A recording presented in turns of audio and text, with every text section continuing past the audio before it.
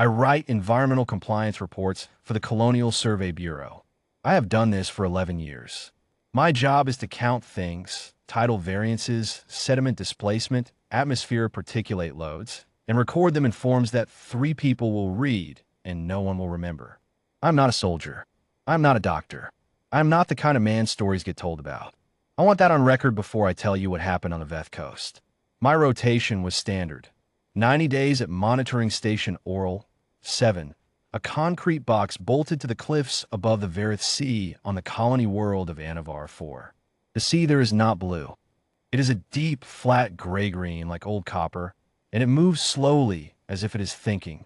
The cliffs drop 60 meters straight down to black rock. The wind comes in off the water and smells of brine and something older, something the colonists never named. I have been posted there twice before and asked to go back both times. I like the quiet. I found her on day 31. I was running the morning sediment scan, pulling the sensor array up the cliff face by hand because the winch motor had seized again when I heard it, not a voice, not exactly. A sound from the sea cave below the primary anchor point, something between a tone and a breath. I thought it was the cave itself, the way stone can hum when the tide pressure shifts. I almost went back to the winch. I did not go back to the winch. The path down is not a path. It is a series of ledges and iron handholds that the Bureau drilled into the rock for equipment access, and it takes about 20 minutes to descend if you are careful and about 4 seconds if you are not. I was careful. When I reached the cave mouth, the smell changed, warmer, drier than the salt air. Something living. She was at the back of the cave, sitting on a flat shelf of stone above the tide line. Small. Still. She had her knees drawn up and her arms around them, and she was watching me with eyes the color of deep water. Not afraid, exactly, but assessing. The way a very tired person looks at something that might be a threat and decides they are too tired to run. Her skin was the pale green of shallow reef water. Her ears came to fine points above her silver hair. She wore what had once been a robe. I could see the quality of the original stitching, even ruined as it was, and around her neck on a cord was a small carved stone disc that I recognized as a Verith navigation token.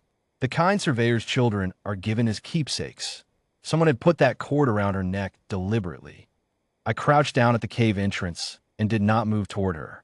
I set my scanner on the rock beside me, so my hands were visible and empty. We stayed like that for a while.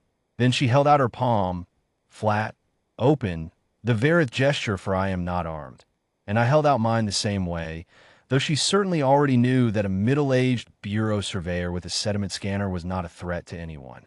She looked at my hand for a long moment. Then she looked at my face, and something in her expression settled, like a knot releasing. I filed the anomaly report that evening. I described the cave, the child, her apparent condition, weary, thin, otherwise unharmed. I logged the navigation token. I sent it to the regional coordinator's office on the standard uplink and marked it priority 3, which is the highest priority flag a monitoring station is authorized to use without supervisor approval. Then I waited. On day 33, I received an automated acknowledgement. On day 35, I received a form asking me to clarify whether the child was a registered colonial resident or an undocumented arrival, for record-keeping purposes. I did not respond to the form.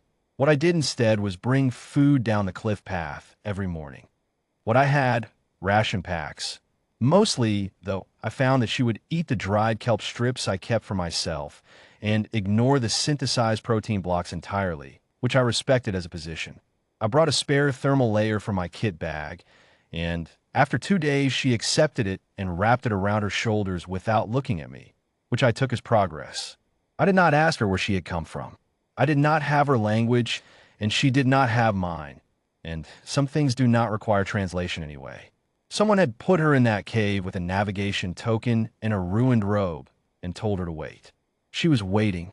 I was the thing she was waiting for, apparently, and I was an 11-year environmental compliance surveyor with a seized winch motor, but that was what she had.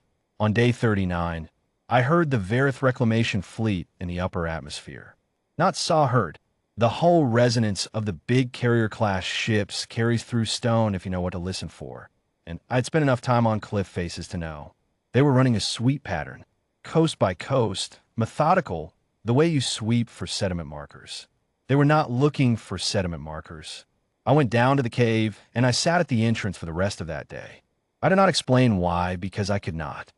But she understood, the way children sometimes understand the shape of danger before they understand its name. She moved further back into the cave, and she was very quiet. On day 40, the Bureau uplink requested that I confirm the child's presence and file her registration status for colonial record closure. That was the official language, record closure. I sat in front of the terminal for a long time, reading those two words. Then I turned the uplink off. Not switch to low power, off. The station went dark to the Bureau's grid, which would generate a fault flag in approximately 6 hours, and after that they would send a technical response crew. And I had maybe 2 days before that became a conversation I would not be able to postpone. I did not have a plan beyond that. I want to be honest about this. I'm a man who counts sediment and fills out forms. I did not have a plan. On day 41, she came up the cliff path by herself. I do not know how long she watched me use the handholds before she decided she understood them. I was at the top running a routine atmospheric check when I heard the scrape of boots on iron. Small boots, deliberate, steady, and I looked over the edge, and there she was about halfway up, moving with the careful precision of someone who has thought through each move before making it. She did not look down. She looked at the next handhold, and she reached for it. I did not call out. I did not move to help. I understood, somehow, that to treat what she was doing as something that required rescue would be to misread it entirely. She came over the lip of the cliff and stood beside me, and she was breathing hard, but her expression was not relief. It was resolution. She had decided something.